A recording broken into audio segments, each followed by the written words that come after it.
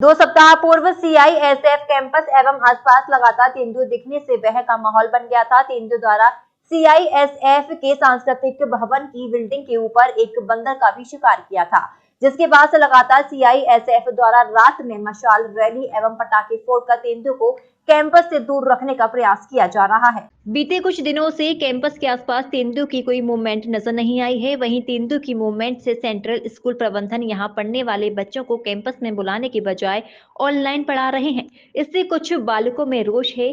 बालक जितेंद्र परिहार, उनका कहना है कि तेंदुए ने 15 दिन पहले सीआईएसएफ के सांस्कृतिक भवन की बिल्डिंग पर शिकार किया था। वन विभाग ने पकड़ने के लिए पिंजरे लगाए थे, लेकिन कई दिनों से इसकी जब कोई मूवमेंट नहीं है तो क्यों बच्चों की पढ़ाई प्रभावित हो रही है। भले ही ऑनलाइन पढ़ाई हो रही हो, लेकिन कुछ दिनों बाद बोर्ड एग्जाम आने वाले हैं। ऐसे में बच्चे ऑनलाइन तैयारी कैसे करेंगे।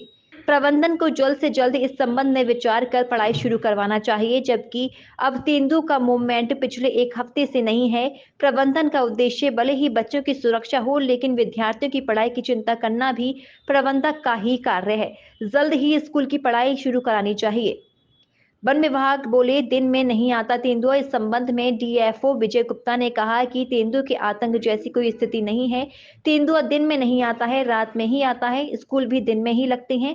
ऐसे में दिन की पढ़ाई को बाधित नहीं होना चाहिए, दिन में स्कूल लगाना चाहिए। हाल ही में तेंदुए के पगमार्क जयंती माता के समीप वन क्षेत्र में नजर आए थे। तेंदुआ दिन में नहीं आता है, रात में ही निकलता है और उसका एक पूरा इलाका है और वह भी कभी कभी दिखता है। और स्कूल तो दिन के हैं, दिन में तेंदुआ से कोई बाधित होने का सवाल उत्पन्न नहीं होता है।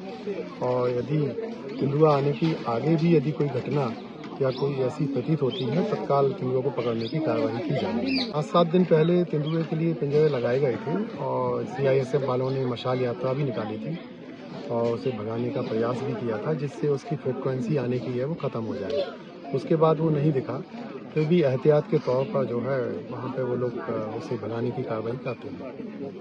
यदि वन विभाग को भी यदि जो है ऐसी कोई घटना प्रतीत होती है, संज्ञान में आती है, तो तत्काल पकड़ने की कार्रवाई की जाएगी। वैसे जो है वो तेंदुआ दिन में नहीं आता है और इससे स्कूल की दिन की पढ़ाई तो बाधित होती नहीं है। मेरा बच्चा भी वहाँ केंद्रीय विद्यालय कक्षा 8वीं में अध्ययनरत है और वहाँ पर ऐसा सुना है कि समीपस्थ वन होने से तेंदुए की मूवमेंट है। इस कारण बच्चों की सुरक्षा को देखते हुए वहाँ के प्रशासन ने स्कूल में अवकाश घोषित कर दिया है। लेकिन अभी 8-10 दिन से टेस्ट थे, तो टेस्ट के लिए बच्चों को बुला रहे हैं, लेकिन फिर छुट्टी घोषित कर दी और ऑनलाइन क्लासेस चल रही है। और क्या है, परीक्षाएं सिर पर हैं और बच्चे जिस तरह से पढ़ना चाहिए पढ़ नहीं पा रहे हैं और बहुत नुकसान हो रहा है पढ़ाई का। देखिए, अगर वो उनके दृष्टिकोण और मानक से सोचते हैं तो वो सही है कि भैया बच्चों की सुरक्षा सर्वोपरि होना चाहिए, लेकिन ये कोई हल नहीं है। और तेंदुआ जब तक नहीं पकड़ा जाएगा तो क्या तब तक आप क्लासेस नहीं लगाएंगे?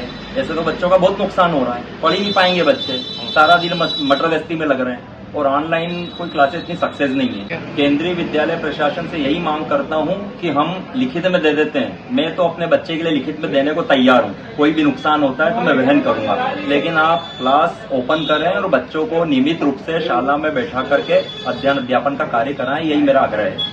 प्रबंधन बोले, कुछ हल निकालेंगे। इस संबंध में जब प्राचार्य से जानकारी लेना चाहिए तो उन्होंने बात करने से इनकार कर दिया।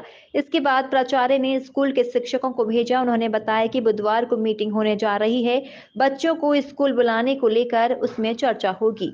कोई हल जरूर इस संबंध में निकलेगा। प्रातः दर्पण न्यूज के लिए मध्य प्रदेश बड़वाह से सचिन शर्मा की रिपोर्ट।